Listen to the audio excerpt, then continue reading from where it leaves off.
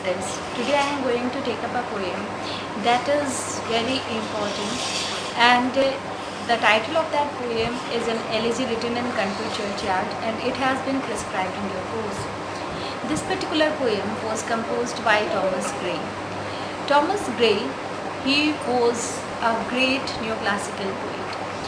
But as far as this particular elegy is concerned, though it was written in neoclassical era, but it has the essence of romantic period because it deals with the common rustic people. So that's why this poem is very important and it's very popular. It's still read by people and appreciated because of the universality. And what is the meaning of elegy? Elegy is a mourning song. It is an expression of grief and for someone's death. And this particular elegy, it was composed to mourn the death of Richard West. Okay. As far as the setting of this particular elegy is concerned, this was written in country churchyard. Country means village, churchyard means a place where the dead bodies are buried. Okay, and theme of this poem is Thomas Gray. He meditates on the philosophy of life and death. Okay, and let's start by reading it and by just knowing its meaning. This poem is a long poem, but only 5 stanzas are prescribed in your course. Okay, so let's start reading the first stanza. The curfew tolls the knell of a parting day. The lowing herd wends slowly over the lea. The ploughman homeward plots his weary way and leaves the world to darkness and gloom. Now here the poet says that the curfew tolls. Curfew means the evening bell. Okay, the evening bell that is rung at the church, it signals the end of the day. It tells people, it informs people now the day is over.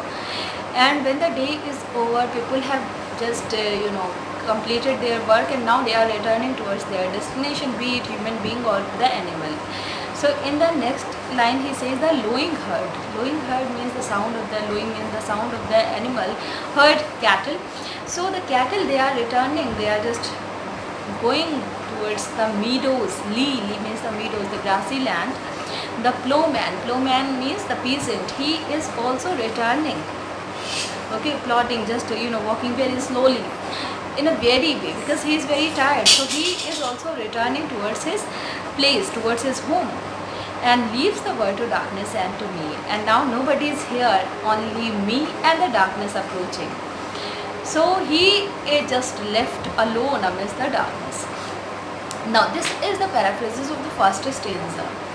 The first stanza talks about the gloomy surrounding, the gloomy setting, because he is standing in a churchyard, and it talks about the darkness. Darkness itself symbolizes something pessimistic. Darkness is the end also. Night is supposed to be the end also, end of life. Okay, so everybody is returning towards the destination, and now the poet is standing alone along with the darkness. Now come to the next stanza. Beneath those rugged elms, the yew tree shade, where heaps of turf in many a mouldering heap, each in his narrow cell forever laid, the rude forefathers of the hamlet sleep. Now here he says that beneath the rugged elms of that yew tree shade. Yew trees means evergreen trees, they are planted there, and in the shade of these trees there are so many graves can be seen, and these graves are so simple because these graves are the graves of so very simple people, the rustic people, the poor people. So these are not embellished, and if there is a little bit decoration can be seen, it is only the grass, the tuft. The tuft means the dry grass, and it is grown on those mouldering heap. In each in his narrow cell forever laid. Now he just observed the surrounding. He finds that each in his narrow cell means each in his narrow cell. Cell here means the grave. In the narrow graves, who is sleeping? The rude forefathers. Why they are rude? Because they have no manners, they have no knowledge about the language, so they were quite unaware of the city ways, they were quite unaware of the urban lifestyle. So they were quite simple and they were lying. The forefathers, the ancestors of the hamlet, hamlet means a small village, and they are lying here forever. Okay, so in this way we complete our second stanza. Now come to the third stanza. The breezy call of the incense breathing morn, the swallow twittering from the straw-built shed, the cockshrill clarion or the echoing horn no more shall rouse them from their lowly bed. Now here he says that these people who are lying there forever, and these people who are just now in their deep slumber, they can't be brought back to life by any element, by any kind of noise. They can't be brought back to life. Okay, so he says that the breezy call of the incense breathing on means the blowing wind. It can't make them please, it can't make them rouse their bed from their bed. In the same way, the swallows are twittering in their nest, but their twitter can't make them rouse. The cock shrill clarion that earlier make them leave their bed is also unable to have any kind of influence on the sleeping farmers. Nothing, even the echoing horn, nothing will be successful in making these people who are just sleeping in their eternal sleep. They can't, leave their lowly bed. They can't be brought back to life. Nothing can ever influence them. So this is the reality. Means people, they start, they lament, they express their grief, they cry, they shout, or so many kind of noise. Nothing is able to bring them back to life because they are uninfluenced by all these things. Now, in the fourth stanza, here we find his deep sympathy towards the poor. He says that, let not ambition mock their useful toil, their homely joys and destiny obscure, nor grandeur here with disdainful smile the short and simple annals of the poor. Now here he says that let not ambition. That means let not ambition is an abstract noun and it has been personified here.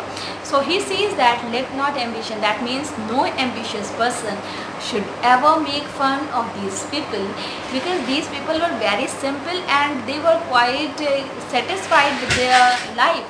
They were enjoying their life and their homely joy, their domestic life. Okay, but they were just fetching pleasures in their life, from their life, and they were quite contented.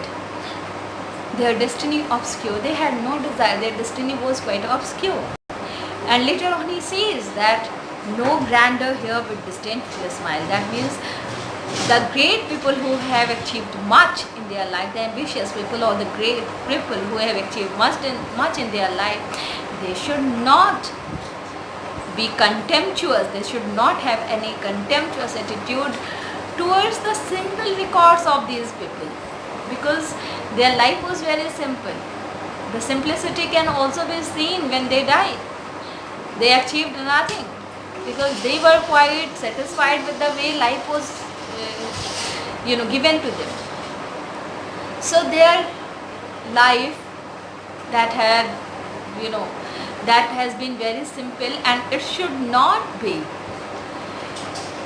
looked down upon by the rich people, by the ambitious people, or by the successful people. Now come to the last stanza. Here he conveys a message to all of us, and here he meditates on the idea of death. Okay, the boast of heraldry, the pomp of power, and all that beauty and all that wealth ever give. Now here he says that people who are just born in the noble family, the people who belong to a very high class noble family, the pomp of power and the ostentation of power, the beauty and the truth, beauty and the wealth they have achieved, okay, they all have only one end. What is the end? That is death. And by the time we are alive, all these things, they keep on entertaining us. We run after, name and fame, power and wealth, everything. But what is the use? Because when we die, we leave all these things behind. We are not able to take anything with us. And he says that the path of glory lead but to grave. There is an epigrammatic style here. This line is highly quoted line.